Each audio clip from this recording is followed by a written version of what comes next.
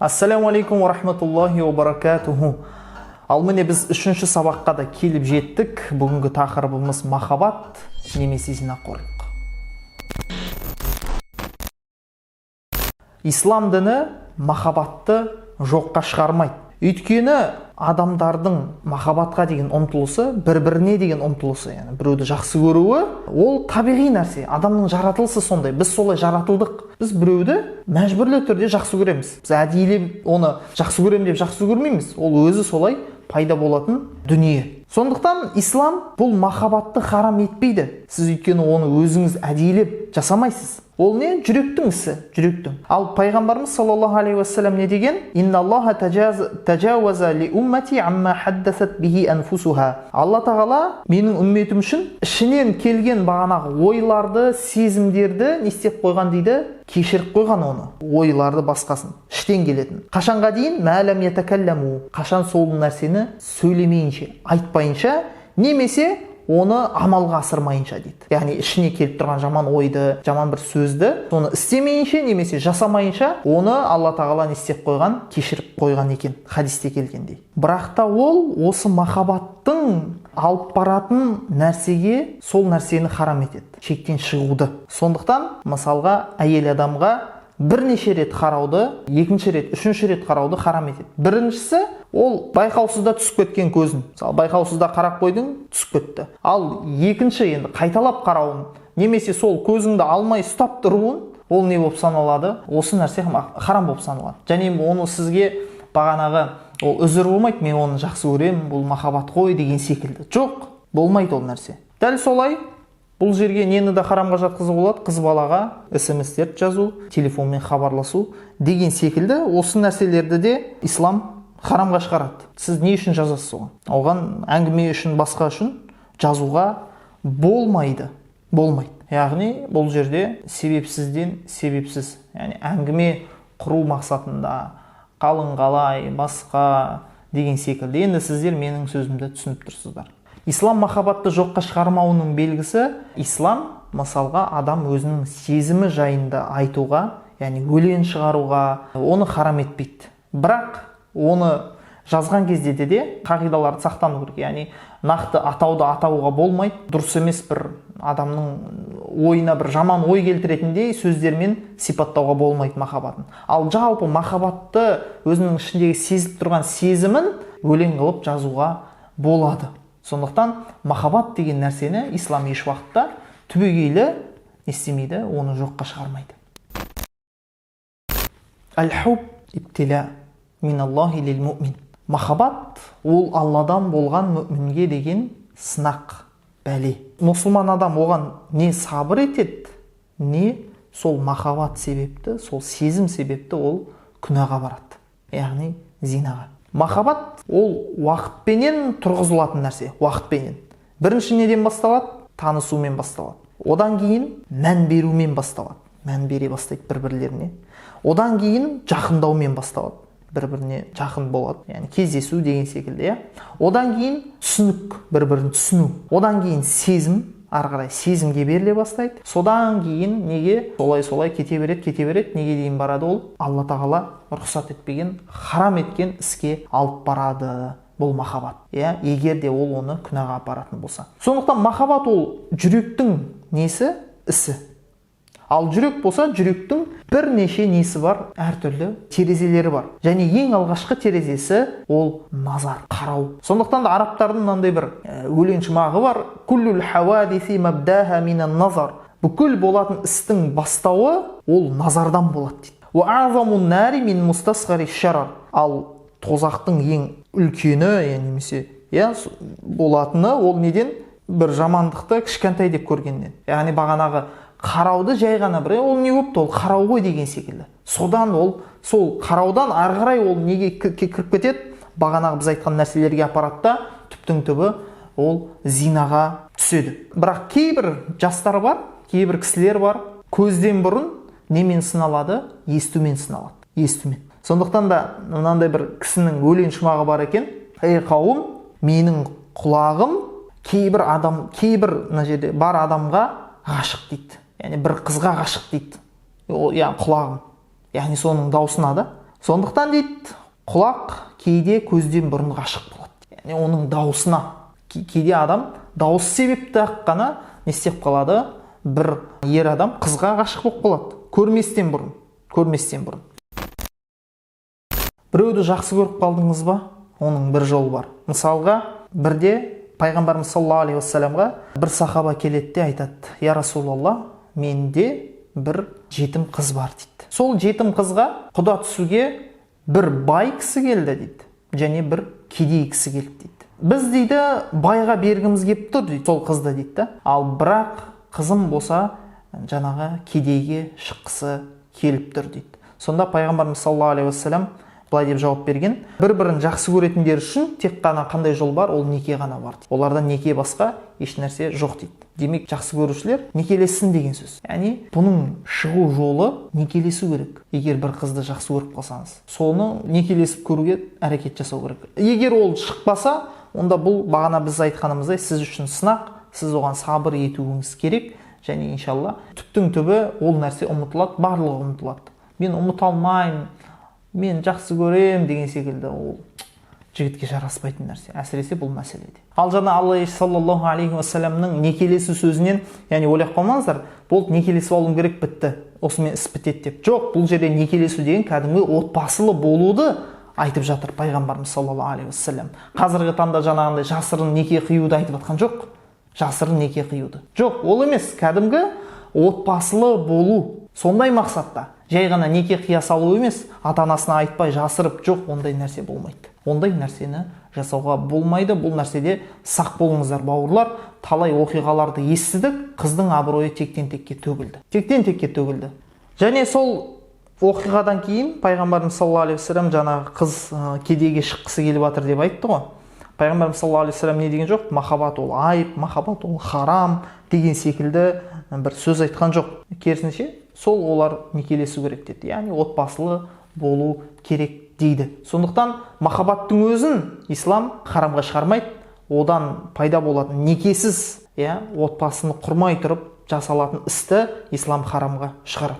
Өкінішке орай махаббатты қазіргі жастар кинодан, сериалдардан, әртүрлі шетелдің, батыстың махаббат мелодрамаларынан үлгі алып жүр. Ол мелодрамаларда қалай болады? Қыз үйінен қашып кетеді ол жігітпен, немесе ол үшін өліп қалады, жаңағыдай өзін өлтіреді деген секілді сондай бір өтірік, бір жалған бір не болады? Махаббат болады. Тұрмыстағы әйел басқа бағана еркекті жақсы көріп қалады, немесе өзі үйленген, бірақ басқа әйелді жақсы көреді деген секілді сондай бір дұрыс емес махаббаттың түрін көрсетілген. Өкінішке орай осы мелодрамалардан, осы кинолардан жастар үлгі алып жатыр. Енді ұлдар, ер адамдар ондайларға аса бір жақын болмайтын шығар, бірақ бәрібір де бар көреді, қызығады, көбіне қыз балалар жақын болады. Сондықтан да олар бір жаңағындай бір махаббатты күтеді.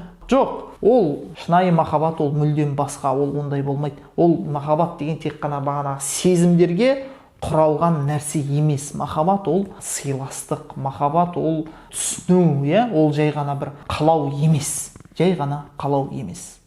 Және отбасылы болдыңыз ба? Болды. Бұл сізге берілген аманат. Мен жақсы көрмей қалдым, сезімім кетіп қалды, болды, енді тұрмаймын деген нәрсе болмайды жігіттер. Бұл аманат. Сіз аманат қалдыңыз ба? Оны аманатқа қиянат жасамауыңыз керек. Отбасы тек махаббатқа негізделмейді. Қазіргі таңда жаңағындай кейбіреулер айтып жүр екен, махаббат үшін күресу керек, басқа деген секілді. Жоқ, күресу керек, ол сіз әлі бойдақ болсаңыз күресесіз. Ал бірақ сіз үйленген жігіт болсаңыз, сезімім жоқ екен деп ажырасуға болмайды. Ол себеп емес ажырасуға. Және олай ажырасатындардың сол себепті ғана ажырасатын жігіттер бар болса, олардың жағдайы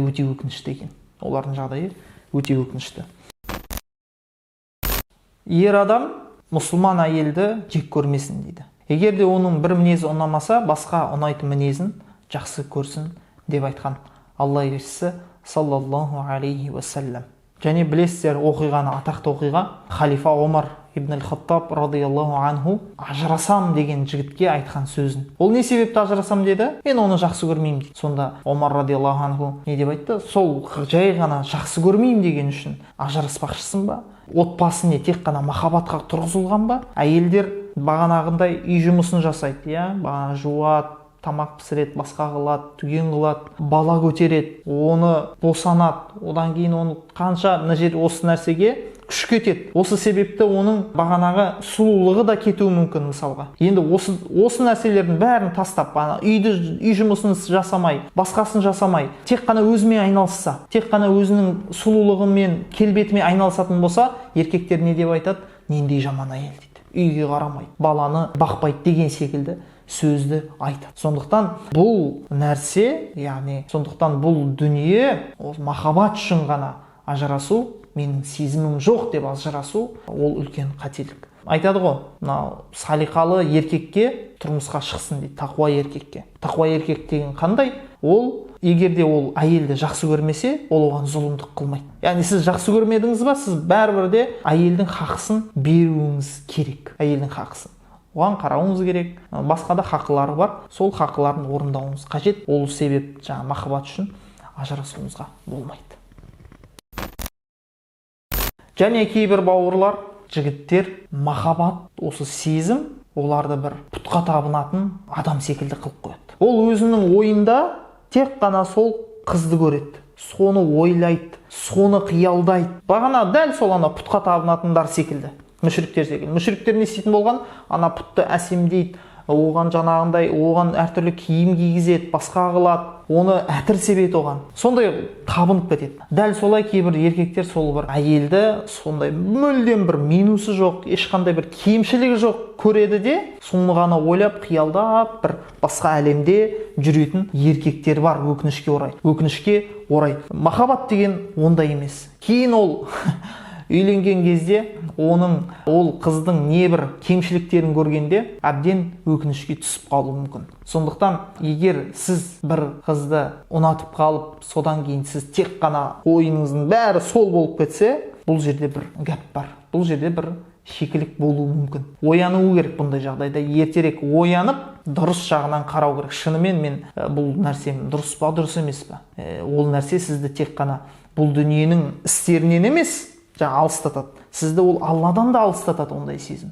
Ақыреттен де алыстатады. Егер сіз күндізде түнде де қызды ойлай беретін болсаңыз. Расында бұл сезім адамды харамға жетелейді. Жай ғана ол махаббат болуында шарт емес. Адам көзін тыймаса, әйелдермен, қыздармен араласып жүре беретін болса, ол оны әртүрлі харам істерге итермелеуі мүмкін. Әсіресе ер адамның өзі сымбатты болса. Сымбатты ер адамға, яғни қыздардың назарын тартатын ер адамға өте қиын болуы мүмкін. Яғни осы сынаққа төтеп беру. Алла тағала ондай ер азаматтарға күш қуат берсін. Алла тағала оларды осы зинадан сақтасын. Мынандай бір оқиға бар. Сондай бір сымбатты жігіт болған екен. Кейін оны бір әйел жеке бөлмеге алдап кіргізіп алады да, қысқаша айтып беріп жатырмын, алдап кіргізіп алады да, жігіт сұрайды: аузы билля, сен не қалап жатырсың дейді. Не сұмдық бұл? Сонда ол айтады: менің қалап жатқаным тек қана сен дейді. Сенен басқа еш нәрсені қалап тұрған жоқпын дейді. Содан ол оған айтады: бұл саған харам болады. Пайғамбарымыз саллаллаху алейхи уассалам зинаны ескертіп айтқан, оны жасауға болмайды. Бұл харам нәрсе дейді. Сонда ол айтады: ля валла, жоқ валла. Сен не істі істейсің, немесе мен мына жерде қазір даусымды шығарып тұрып айғайлаймын да, адамдар келсе айтам, сен мені зорламақшы болдың деп айтам. Сондықтан не сен бұл істі істейсің менімен, не мен осылай жасаймын дейді. Сонда ол амал жоқ екенін көрген кезде: жақсы, дәретхана бар ма дейді. Дәретханаға барайық онда дейді. Жарайды, дәретханаға кіреді. Ол кезде ол заманда арнайы бір не қойған болған екен, орын, сондай, сол жерге адамдар дәреттерін өтейтін болған сол жерде. Кейін оны сыртқа шығарып төгіп тастайтын болған екен. Сонда ол алғанда нәжісті үстіне жаға бастаған қолыменен. Сонда ана әйел кәдімгідей шошып кетіп: сен жындысың ба, мәжнүнсің ба, сен не істеп жатсың деп, мынау қуады екен таза деген секілді, сол секілді сондай сөзбенен шығып кетіп қалады ана.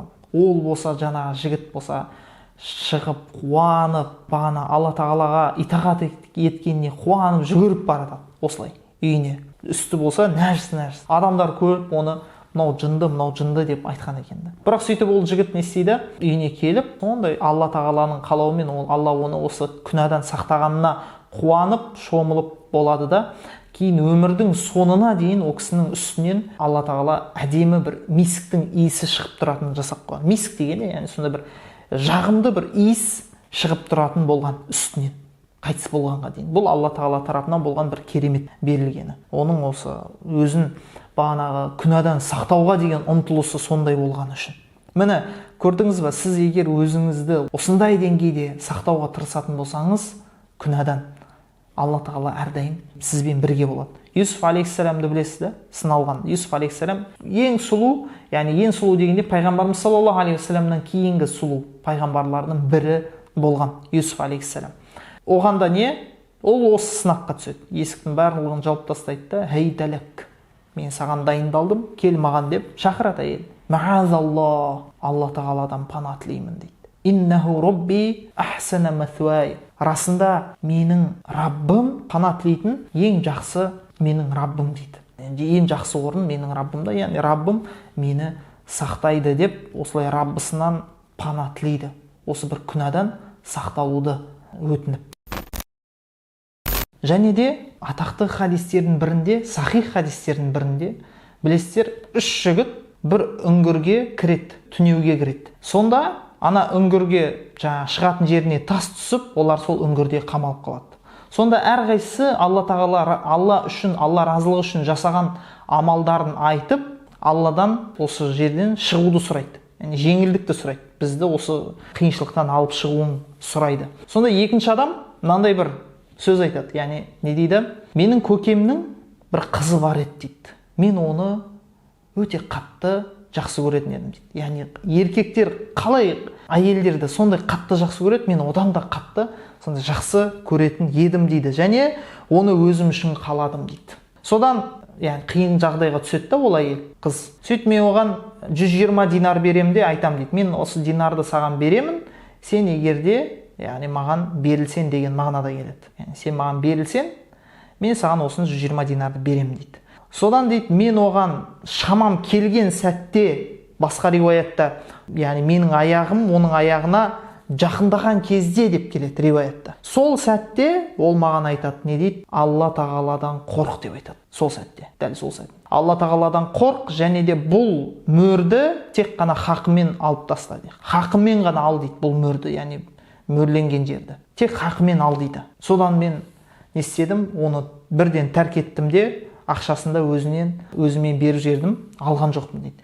Егер де мен осы істі, я Раббым Алла, мен сен үшін жасаған болсам дейді, Алла разылығы үшін сен үшін жасаған болсам, онда бізді осы қиыншылықтан алып шық деген кезде, ана тас не істейді? Тағы жылжиды. Тас жылжиды. Міне, көрдіңіз ба? Сіз шынайы Алла үшін бір істі жасайтын болсаңыз, Алла тағала оны сізге, яғни сізге басқа жақтан көмегін береді. Және білесіз бе, сіз сол қалап тұрған бір жаңа харам істі Алла үшін тастайтын болсаңыз, Алла тағала оны сізге халал етіп береді. Адал жолмен нәсіп етеді. Мәселен, Юсуф алейхиссаламның оқиғасы бағана біз айтқан. Юсуф алейхиссалам Зулейха жаңа әйелді не істеді? Тәрк етті оны, дұрыс па? Зина жасаған жоқ онымен, ол шақырса да.